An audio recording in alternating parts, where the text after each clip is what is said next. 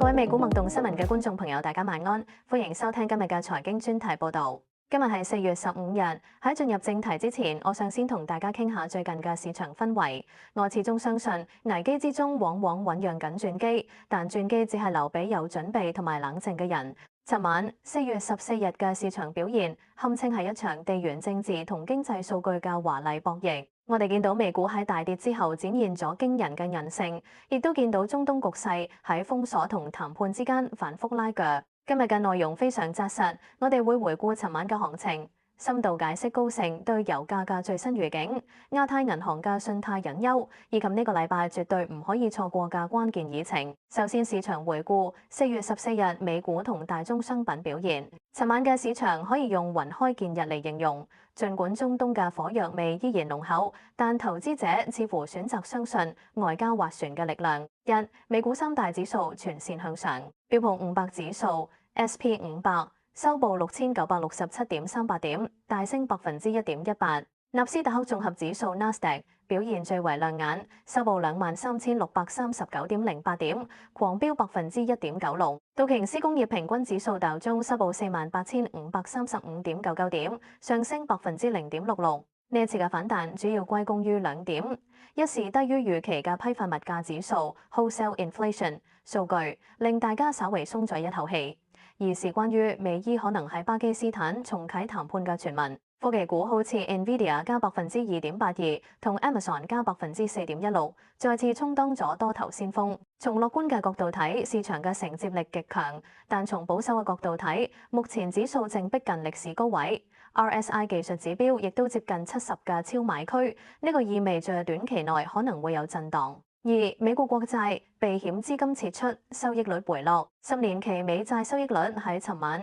一度跌穿4.3%水平。國債收益率嘅回落通常對科技股有利，呢個解釋咗納指尋晚嘅強勁表現。當市場風險情緒改善 ，risk on 資金會從安全嘅債券流向股票，呢個反映咗投資者對中東唔會全面開戰嘅壓住。三、能源同貴金屬，原油靠穩，金價回升。紐約原油 WTI 報91.3美元每桶，倫敦布蘭特期油報95.21美元每桶。黃金鎬尋晚一度回升至每安士4800美元水平，油價依然維持喺90美元上方嘅高位運行，呢個本身就係一個通脹壓力信號。雖然談判預期令油價升勢放緩，但霍爾木茲海峽封鎖呢把達摩克利斯之劍依然懸喺頭頂。尋日嘅新聞焦點喺中東航道嘅現狀，霍爾木茲海峽係全球能源嘅咽喉，目前嘅局勢非常詭異。高盛指出，目前經海峽嘅原油流量只係得返正常水平嘅10%，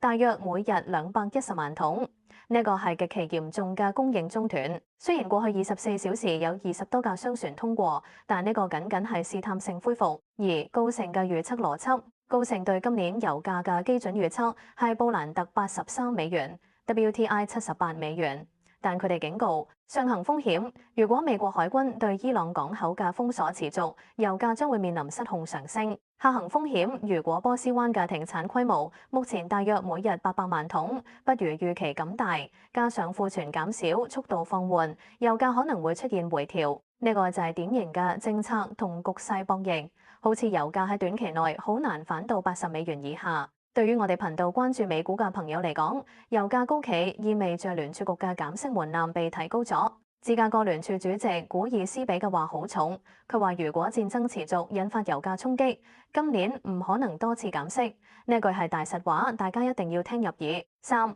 灰犀牛預警亞太銀行業嘅1.4萬億港元挑戰，呢一則係可能被大多數美股博主忽略，但極其重要嘅消息。標普全球評級SP Global Ratings 嘅報告，標普警告，如果中東戰事持久，衝突持續到4月打後，油價可能飆升到200美元。喺呢種極端情景下，亞太銀行業信貸損失可能增加1800億美元，大約1.4萬億港元。受影響最深嘅國家會係越南、印尼、印度，而受災行業會係航空、能源、化工。雖然目前呢個只係標普嘅一個壓力測試，但佢揭示咗全球金融體系嘅脆弱性。如果油價真係升到200美元，嗰個將會唔再係通脹問題，而係經濟衰退問題。作為保守派，小編建議大家喺資產配置入面要開始考慮嗰啲對能源成本依賴度較低嘅公司，並適度降低對新興市場金融板塊嘅敞口。本週重要新聞同會議前瞻，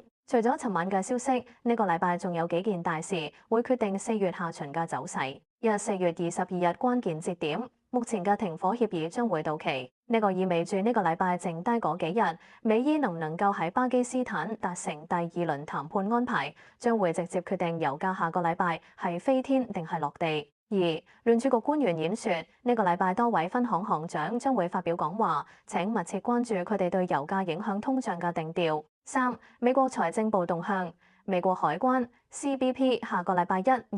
日將會啟動大規模關稅退款，呢個對零售商同進口商嚟講係個利好，可能喺下個禮拜1帶動消費股有一波行情。睇完尋日嘅數據同新聞，我哋可以得出一個結論：市場目前正處於利好預期推動嘅收復反彈中。大盤走勢1.18%嘅漲幅，雖然振奮人心，但唔好忘記呢個係喺談判預期之下實現㗎。如果談判破裂，回撤速度亦都會好快。高盛嘅83美元均價預測目前睇嚟偏保守，更傾向於油價會喺90美元附近橫盤震盪。尋晚美股嘅報復性反彈固然令人開心，但喺中東局勢、油價衝擊同聯儲局利息路徑唔明朗嘅當下，保持一份隨時可以撤退嘅靈活性，先至係最聰明嘅做法。感謝收看今日嘅美股脈動新聞。如果你覺得內容對你有幫助，請務必訂閱我哋嘅頻道、點讚並分享俾你身邊嘅投資夥伴。你哋嘅支持就係我整理資料嘅最大動力。